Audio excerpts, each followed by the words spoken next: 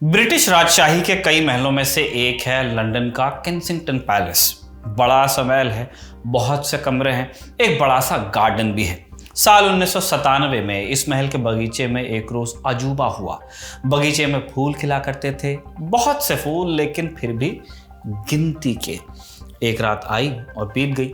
अगली सुबह बगीचे में इतने फूल थे कि 5 फुट का एक आदमी उनमें दफन हो सकता था। वजन के हिसाब से लगभग 15 टन फूल।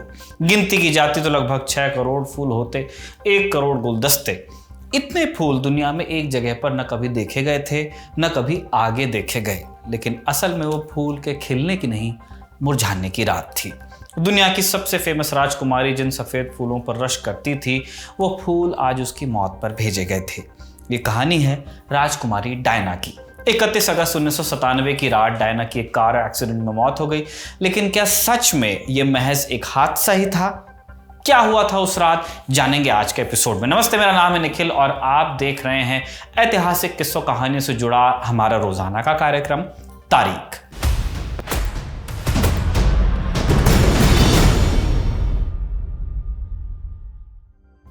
साल 2017 में HBO में राजकुमारी डायना की जिंदगी पर बनी एक डॉक्यूमेंट्री प्रसारित हुई, नाम Diana a mother, a life and legacy.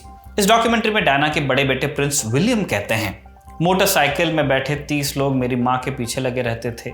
कभी रास्ता बंद कर देते, कभी थूक देते, कभी गाली देते ताकि कोई रिएक्शन आए। कभी कभी वो माँ को रुलाने की कोशिश करते ताकि उनकी तस्वीर खींच सकें। Princess Diana. साल 1981 तक ये नाम डायना फ्रांसिस स्पेंसर हुआ करता था। फिर डायना की शादी प्रिंस चार्ल्स से हो गई।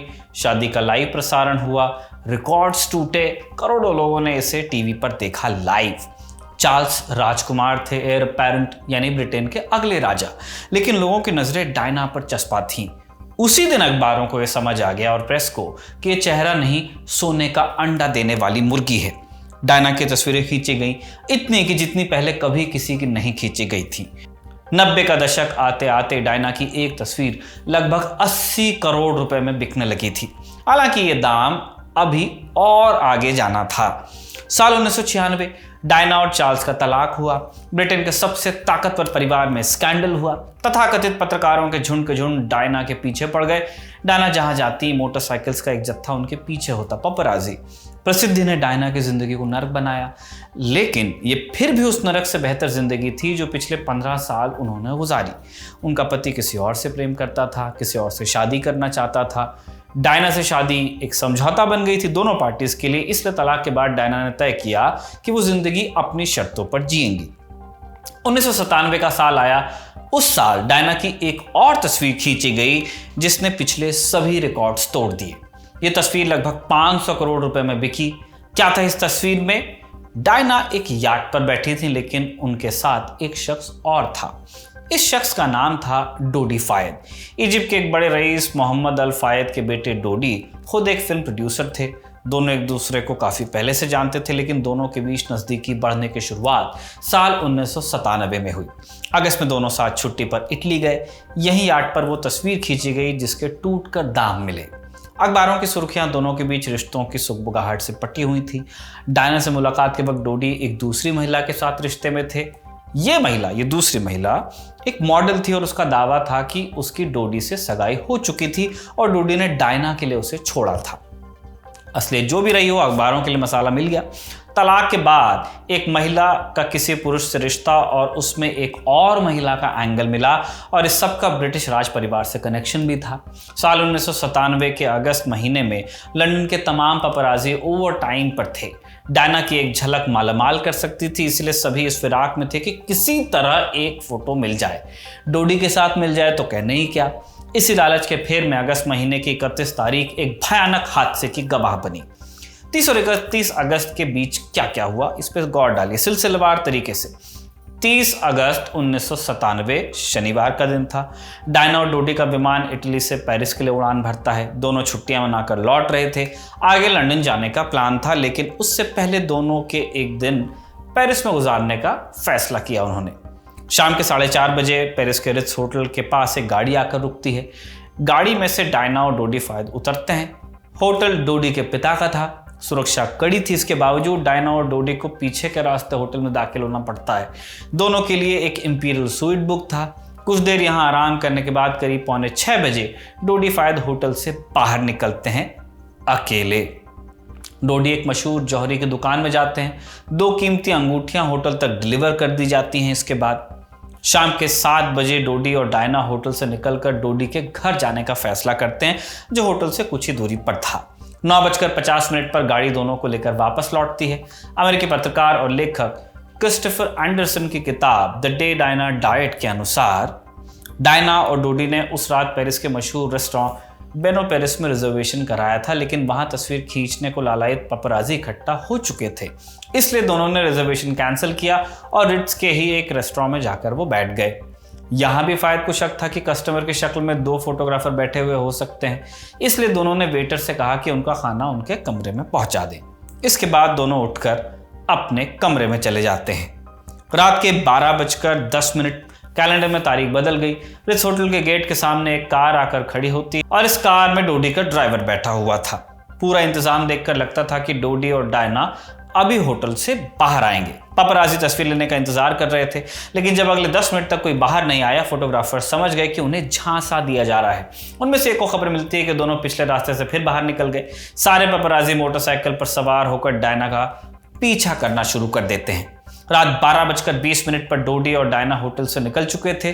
दोनों एक काली मर्सिडीज में सवार थे, जिसे होटल का एक सिक्योरिटी ऑफिसर हेनरी पॉल चला रहा था।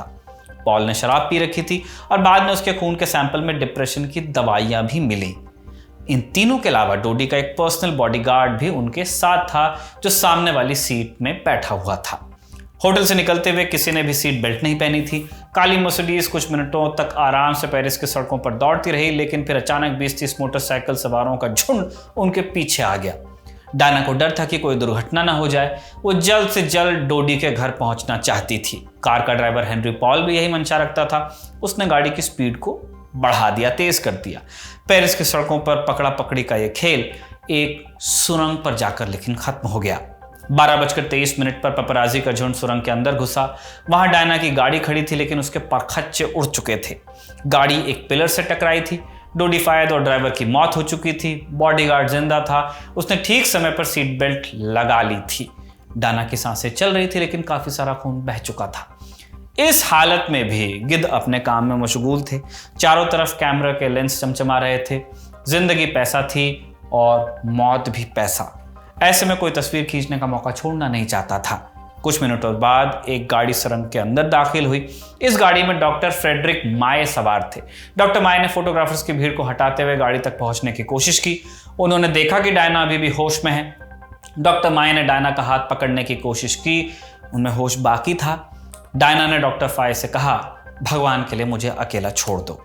डॉक्टर माए ने तुरंत पुलिस को इत्तला की। इसके बाद पुलिस आई, लेकिन एम्बुलेंस को आने में 1 घंटे से ज्यादा का समय लग गया। गाड़ी को काटकर डायना को बाहर निकाला गया। रात के 1:20 पर डायना को एम्बुलेंस में डालकर अस्पताल ले जाया गया और रास्ते में ही डायना को दिल का दौरा पड़ा। एम्बुलेंस को रोका गया, उन्हें CPR दिया गया, जिसके बाद एम्बुलेंस नजदीकी अस्पताल की तरफ बढ़ी। अस्पताल पहुंचने तक डायना की सांसें चल रही थीं। इस बीच रात के 1:45 पर फ्रांस में ब्रिटेन के राजदूत माइकल जे के पास एक कॉल आता है। जे तुरंत महारानी एलिजाबेथ के निजी सचिव को कॉल लगाते हैं। महारानी और पूरा परिवार इस समय बालमोरल कैसल में था। रात के 2 बजे महारानी को खबर मिलती है कि उनकी एक्स बहू का एक्सीडेंट हुआ है। उधर पेरिस में ठीक यही समय हुआ था जब डायना को लेकर एम्बुलेंस अस्पताल पहुंची। डॉक्टर्स ने तुरंत उनकी सर्जरी शुरू की। डायना को बचाने की तमाम कोशिशें हुई, लेकिन उन्हें बचाया नहीं जा सका। 31 अगस्त के सुबह 4 बजे डॉक्टर्स ने डायना को मृत घोषित किया। राजकुमारी डायना की मौत महज 36 साल की उम्र में हो गई थी। राज परिवार का हिस्सा न होकर भी वो ब्रिटेन की सबसे चर्चित हस्ती थी और लोगों में बहुत लोकप्रिय भी। BBC की रिपोर्ट्स बताती हैं कि डायना की मौत के बाद उनके लंदन के निवास स्थान केंसिंगटन पैलेस में इतने फूल आए थे कि उन्हें रखने के लिए जगह कम पड़ गई थी। लोग सड़कों पर रो रहे थे। सारा इल्जाम अखबारों पर डाला जा रहा था। लोगों का मानना था कि एक्सीडेंट की वजह वो पपराजी थे जो डायना के पीछे पड़े थे।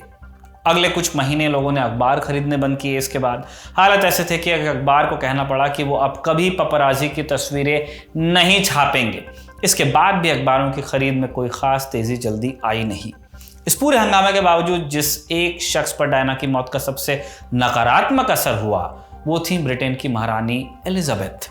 यहां से हम इस घटना से जुड़ी उस टेरिटरी में दाखिल होते हैं जो किसी भी हाई प्रोफाइल मौत के साथ नत्थी हो जाती है, यानी कॉन्स्पिरेसी थ्योरी। डायना की मौत या हत्या की कोई साजिश थी, ये पूछा जाने लगा। इस सवाल को लेकर 30 साल बाद भी किताबें छपती हैं, लेख लिखे जाते हैं। ऐसा मानने वालों की कोई कमी नहीं है जो डायना की मौत में गड़बड़ी को देखते हैं। क्या इन थ्योरीज में कोई दम है? ये बात पूरी तरह से शायद ही कभी सामने आए, लेकिन कॉन्स्पिरेसी का तर्क क्या है ये आपको हम बता सकते हैं। सबसे पहले बात ब्रिटिश राज परिवार के। साल 1995 में डायना का एक इंटरव्यू बहुत चर्चित हुआ था जिसमें उन्होंने कहा था कि वो लोग मुझे रास्ते से हटाना चाहते हैं। प्रिंस चार्ल्स से अलग होने के कुछ रोज बाद डायना ने अपने एक बावर्ची को एक नोट दिया था जिसमें लिखा था, कोई मेरे एक्सीडेंट की प्लानिंग कर रहा है, मेरी कार का ब्रेक फेल हो सकता है, इसके बाद ही उसके चार्ल्स की शादी का रास्ता साफ हो पाएगा। चार्ल्स कमिला पाकर नाम की एक महिला से शादी करना चाहते थे, भविष्य में की भी उन्होंने। जहां तक दोनों की शादी का सवाल था, डायना से तलाक के बाद चार्ल्स उनसे शादी कर सकते थे, कोई कानूनी अड़चन थी नहीं। लेकिन एक बात यह भी सच थी कि ब्रिटेन की जनता की पूरी सहानुभूति डायना के साथ जुड़ी हुई थी। डायना की मौत के बाद भी लोग राज परिवार से काफी नाराज थे। कारण, डायना की मौत के 5 दिन तक महारानी एलिजाबेथ ने इस पर कुछ कहा नहीं, और जब कहा भी तब भी उनका बयान काफी रूखा सूखा माना गया। उस वक्त द एक्सप्रेस नाम के एक अखबार ने अपने फ्रंट पेज पर रानी की तस्वीर छापते हुए हेडलाइन दी थी, शो अस यू केयर। डोडी के पिता मोहम्मद अल फायद ने तो सीधा राज परिवार पर हत्या का इल्जाम ही लगाया। उनके अनुसार डोडी और डायना ये घोषणा करने वाले थे कि दोनों की मंगनी हो गई है और इसी को रोकने के लिए दोनों की हत्या करवाई गई। मोहम्मद अल फायद ने प्रिंस फिलिप को इस साजिश का मास्टरमाइंड करार दिया था, महारानी एलिजाबेथ के हस्बैंड। कॉन्स्पिरेसी थ्योरी का दूसरा सिरा जुड़ता था हत्या की रात के घटनाक्रम से। डायना जिस गाड़ी में बैठी हुई थी उसके फॉरेंसिक जांच से पता चला कि उस पर सफेद पेंट के निशान थे जो एक दूसरी गाड़ी से खरोंच लगने के कारण लगे थे। पुलिस ने इस गाड़ी को खोजने की बहुत कोशिश की लेकिन उन्हें सफलता मिली नहीं।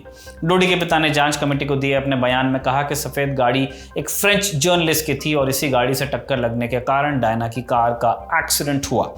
पुलिस इस मामले की जांच करती उससे पहले ही उस फ्रेंच जर्नलिस्ट की भी मौत हो गई। हत्या की रात कुछ और चीजें भी संदेहास्पद मानी गई। मसलन होटल और सुरंग के बीच कई सीसीटीवी लगे थे लेकिन एक में भी गाड़ी का वीडियो रिकॉर्ड नहीं हुआ। यहां तक कि सुरंग के अंदर भी 14 सीसीटीवी थे लेकिन उनमें से कोई भी फुटेज हासिल नहीं हुआ। डायना को ले जाने के लिए एम्बुलेंस को आने में 1 घंटे से ज्यादा का वक्त लगा था जबकि अस्पताल वहां से कुछ ही दूरी पर था। इस मामले में शक की एक सुई ब्रिटिश खुफिया एजेंसी MI6 की तरफ भी घूमी। रिचर्ड टॉमलिंसन नाम के एक पूर्व MI6 अफसर ने जांच एजेंसियों के सामने यह दावा किया कि गाड़ी का ड्राइवर हेनरी पॉल और बॉडीगार्ड ब्रिटिश इंटेलिजेंस के लिए काम कर रहे थे। टॉमलिंसन के अनुसार MI6 डायना पर नजर रख रही थी और जिस प्रकार डायना की मौत हुई थी कुछ वैसा ही प्लान MI6 ने सर्बिया के राष्ट्रपति को मारने के लिए बनाया था। हालांकि टॉमलिंसन के बारे में एक बात यह भी जानने लायक है कि वो खुद MI6 के खुफिया दस्तावेज लीक करने के जुर्म में जेल जा चुके थे और MI6 से वो निकाले जा चुके थे। इसके अलावा और भी बहुत सारी थ्योरीज थी। मसलन ने दावा किया गया कि राजकुमारी डायना प्रेग्नेंट थी, या ये कि उनके शरीर को जल्दबाजी में एम्बाम कर दिया गया, या ये कि घटना स्थल को जल्दबाजी में साफ कर दिया गया। ऐसा नहीं कि इन सब थ्योरीज की जांच ही नहीं हुई। ब्रिटिश पुलिस ने साल 2004 में इन तमाम एंगल्स की जांच की। 2 साल बाद इस जांच रिपोर्ट के आधार पर ब्रिटेन की एक अदालत ने इस मामले में फैसला दिया। उन्होंने डायना की मौत को महज एक दुर्घटना मानने से इनकार किया और इसे गैर इरादतन हत्या करार देते हुए मर्सिडीज और पपराजी को इस मौत का जिम्मेदार ठहराया। अदालत ने तमाम कॉन्स्पिरेसी थ्योरीज को खारिज किया लेकिन मानने वालों के तर्क अब भी बरकरार हैं। इसी के साथ आज का एपिसोड हम यहाँ समाप्त करते हैं। इसे कमल ने लिखा और जतिन ने कैमरे पर रिकॉर्ड किया। आप देखते रहिए द ललन टॉक।